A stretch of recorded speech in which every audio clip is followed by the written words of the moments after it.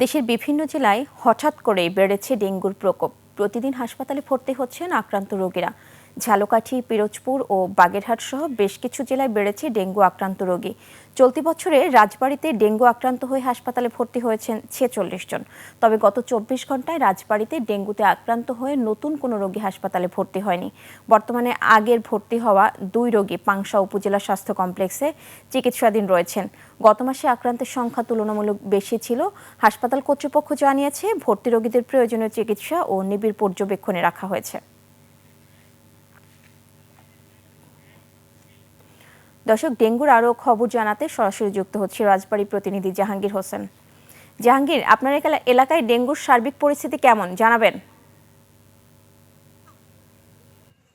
পলি, আপনি যেমনটি বলছিলেন যে সারা দেশের নয় রাজবাড়ীতেও কিন্তু আসলে ডেঙ্গুর ঝুঁকিটা রয়েছে এবং গত গত 2 দিন আগেও কিন্তু রাজবাড়ীতে ডেঙ্গু রোগীর 2 জন ধরা পড়েছে এবং তারা কিন্তু বর্তমানে পাংশা স্বাস্থ্য কমপ্লেক্সে চিকিৎসাধীন রয়েছে। ইতিমধ্যে আপনি বলেছেন যে 46 জন রোগী কিন্তু এই পর্যন্ত এই বছরে চিকিৎসা গ্রহণ করেছে। আমি রাজবাড়ির যে civil surgeon S M Masud, ওনার সঙ্গে আমি কথা বলেছিলাম যে এই ডেঙ্গু প্রতিরোধ কিংবা এই ডেঙ্গুর ব্যাপারে তারা কি উদ্যোগ নিয়েছেন। তিনি বললেন যে আসলে ডেঙ্গুর যে জ্বরটা রয়েছে এটা আসলে এটা এই ডেঙ্গুর কিন্তু আলাদা কোনো ট্রিটমেন্ট নেই। তারা বলেছেন যে এই সময়টা বিশেষ করে এই মৌসুমে যেভাবে বৃষ্টির পানি কিংবা বিভিন্ন জায়গায় নর্দমার পানি জমে থাকে, এই পানি জমে থাকা থেকে মানুষকে সচেতন হতে হবে এবং এই পানি যাতে জমে না থাকে সেই জন্য আসলে কার্যকর পদক্ষেপ গ্রহণ করতে হবে। তিনি আরো বলেছেন যে এই সময়টায় যাদের জ্বর আসবে কিংবা যারা জ্বরে আক্রান্ত হবেন কিংবা তাদের কারো অনেক সময় শরীর ব্যথা হয়, এই ব্যথানাশক কোনো ঔষধ তিনি খেতে নিষেধ করেছেন।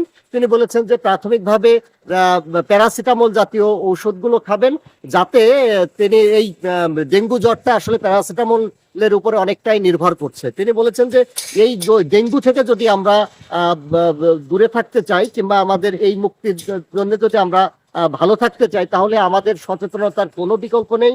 আমরা বেশি বেশি করে পানি খাবো, এটা উনি বলেছেন। এবং বলেছেন যে যেহেতু ডেঙ্গু রোগটা বিস্তার লাভ করে, সেই ক্ষেত্রে সর্বক্ষেত্রেই আসলে সচেতনতার কোনো বিকল্প নেই বলেই উনি উল্লেখ করেছেন। পলি। জাহাঙ্গীর, আপনাকে ধন্যবাদ।